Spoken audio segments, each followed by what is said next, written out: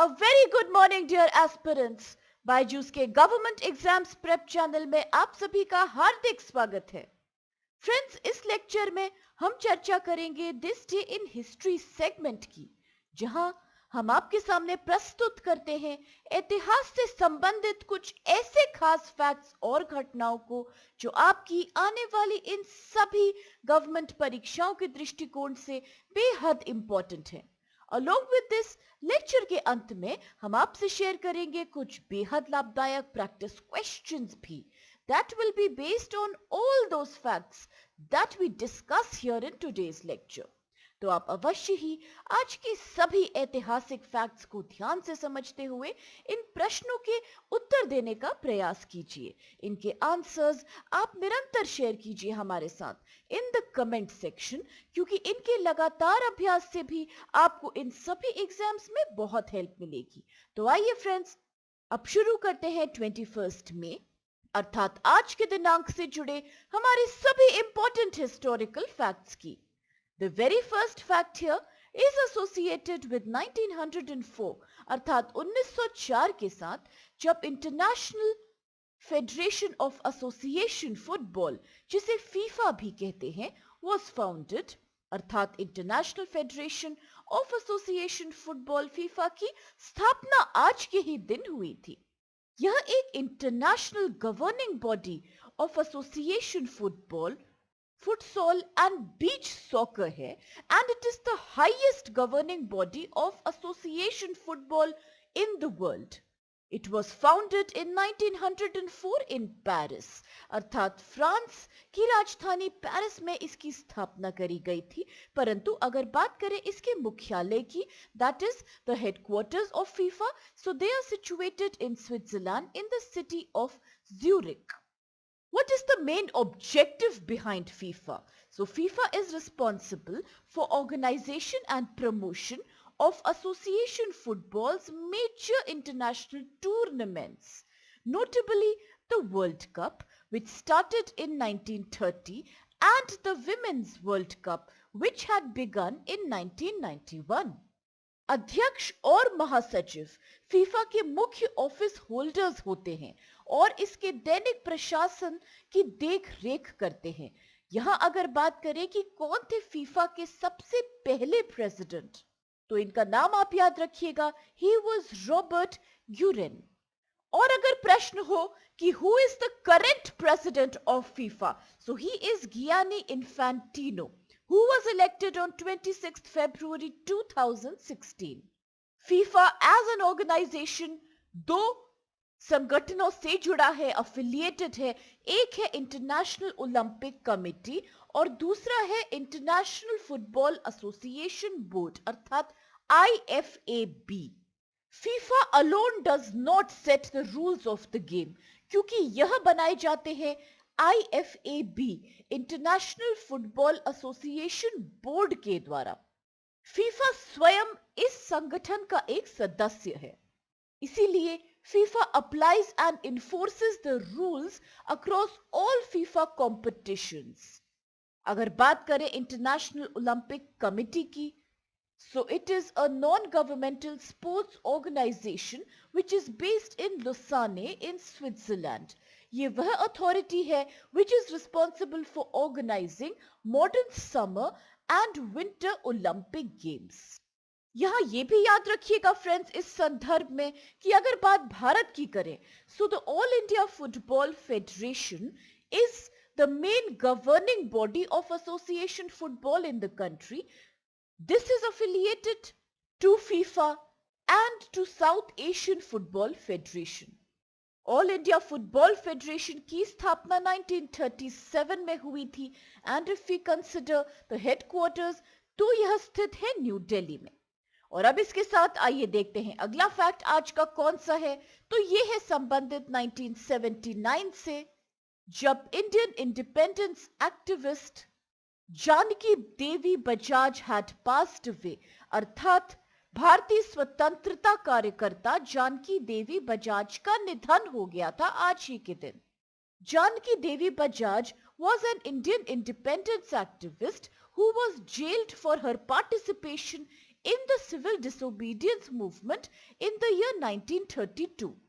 यह भारत के जाने माने उद्योगपति जमनालाल बजाज की पत्नी थी और दोनों ही महात्मा गांधी के आर्डेंट फॉलोअर्स थे. She was the wife of Jamnalal Bajaj, who is famous for being the founder of Bajaj Group of companies in the 1920s. Janki Devi Bajaj had taken up khadi spinning on Charkha, working for Gau Seva and the betterment of lives of Harijans. इन्होंने उनकी temple entry के लिए भी प्रयास किया था in 1928. She closely worked with Vinoba Bhave during the Bhudan movement. Bhoodan movement के बारे में तो हम सभी जानते हैं कि किस प्रकार it was also known as land gift movement और अक्सर इसे ब्लडलेस रेवोल्यूशन का नाम भी दिया जाता था. It was a voluntary land reform movement in India जिसकी शुरुआत करी थी गांधीयन फॉलोअर आचार्य विनोबा भावे ने इन 1951. ये भी याद रखिएगा कि इसकी शुरुआत करी गई थी पोचमपल्ली विलेज में जो कि आधुनिक समय के तेलंगाना राज्य में स्थित है. Talking about Janki Devi Bajaj, she had also served as the president of Akhil Bharatiya Gauseva Sangh for many years since 1942 और इनके सभी योगदानों के कारण इन्हें भारत सरकार द्वारा India second highest civilian honour Padma Vibhushan प्रदान किया गया था in the year 1956. In fact, her famous autobiography is known as Meri Jeevan Yatra and it was published in 1965. और इसके साथ अब चल के देखते हैं अगला फैक्ट कौन सा है. So this is associated with 1991 when former Prime Minister of India Rajiv Gandhi was assassinated. अर्थात भारत के पूर्व प्रधानमंत्री राजीव गांधी की हत्या कर दी गई थी आज ही के दिन. Former Prime Minister of India Rajiv Gandhi was assassinated in a suicide bombing incident which took place in Sri Perumbudur, which is a town panchayat near the city of Chennai in the state of Tamil Nadu. हत्या को LTTE अर्थात liberation tigers of Tamil इलम के सदस्यों ने अंजाम दिया था. यह तब हुआ था जब राजीव गांधी देश के दक्षिणी हिस्सों में आने वाले चुनाव के लिए प्रचार करने के कारण दौरा कर रहे थे. कैंपेनिंग के दौरान थेनमोजी, a member of the LTTE group, approached him at about 10:21 p.m. and she detonated an RDX laden belt which she was wearing.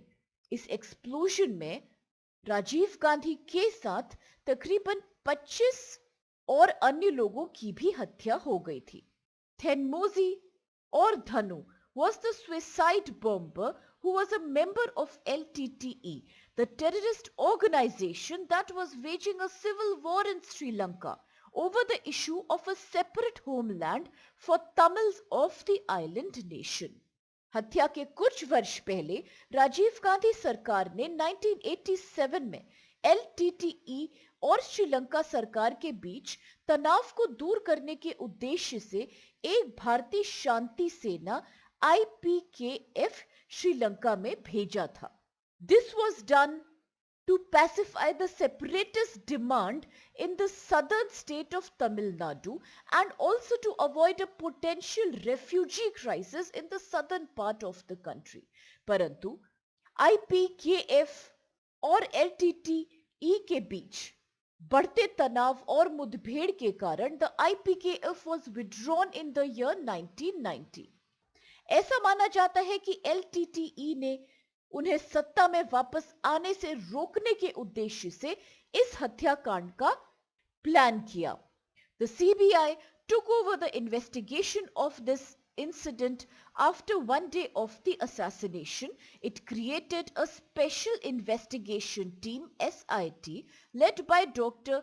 Karthikeyan to probe the incident. And the SIT concluded that LTTE was definitely involved in this attack and killing. तकरीबन 26 लोगों को गिरफ्तार किया and they were tried under the TADA अर्थात Terrorist and Disruptive Activities Act. 21 मई का दिन इसलिए भी यादगार है इतिहास में क्योंकि आज ही के दिन the anti terrorism day is also observed across India to provide knowledge to the youth about terrorism, its impact on human suffering and lives. और अब आइए देखते हैं अगला फैक्ट आज का जो संबंधित है 1994 से when Sushmita Sen had become the first Indian to be crowned as Miss Universe. अर्थात सुष्मिता सेन मिस यूनिवर्स का खिताब प्राप्त करने वाली पहली भारतीय महिला बनी थी.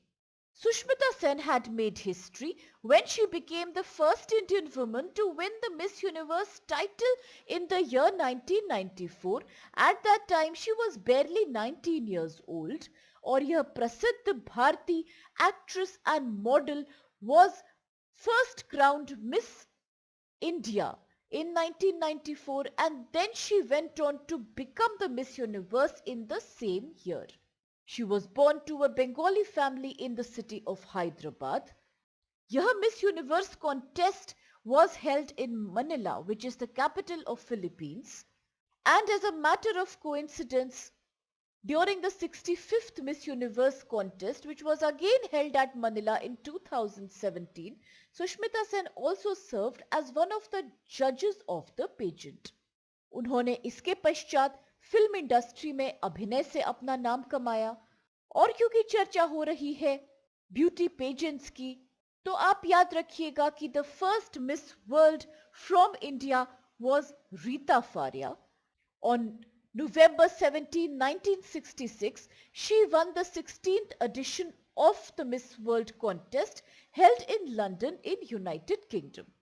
रीता फारिया के पश्चात 1994 में Aishwarya Rai had won the Miss World contest and the latest Indian woman to win the contest is Manushi Chillar who won this pageant in 2017. परंतु अगर बात मिस यूनिवर्स के टाइटल की करें तो जैसा कि हमने अभी डिस्कस किया 1994 में Sushmita Sen was the first one to have won this title from India और इनके पश्चात वर्ष 2000 में Lara Dutta from India had also won the Miss Universe title. और अब इसके साथ आइए चल के देखते हैं which questions do we have with us today. The very first question here is when was the International Federation of Association Football और FIFA फाउंड. अर्थात international federation of association football अर्थात फीफा की स्थापना किस वर्ष में हुई थी. ऑप्शंस है ए 1903 अर्थात 1903, बी 1904 1904, सी 1905 या 1905 या फिर डी 1906 और 1906. The next question is who is the current president of FIFA. अर्थात फीफा के वर्तमान अध्यक्ष का नाम आपको बताना है. ऑप्शंस है A Michel Platini, B Gianni Infantino, C Sepp Blatter या D Johan Cruyff. With this the next question is which famous movement had started in Pochampally village in the modern day Telangana. अर्थात आधुनिक तेलंगाना के पोचमपल्ली गांव में कौन से प्रसिद्ध आंदोलन की शुरुआत करी गई थी. ऑप्शंस है ए चिपको आंदोलन, बी भूदान आंदोलन, सी अपिको मूवमेंट या डी नामांतर आंदोलन. With this the fourth question is who had headed the Special Investigation Team or SIT of CBI created for investigation of Rajiv Gandhi's assassination. अर्थात राजीव गांधी की हत्या की जांच के लिए गठित किए सीबीआई के विशेष जांच दल SIT का नेतृत्व किसने किया था. ऑप्शंस है ए एम के नारायण, बी के राघोथमन, सी एस आनंद राम या D doctor Karthikeyan. The fifth question is when is the anti-terrorism day observed in India. अर्थात भारत में आतंकवाद विरोधी दिवस कब मनाया जाता है.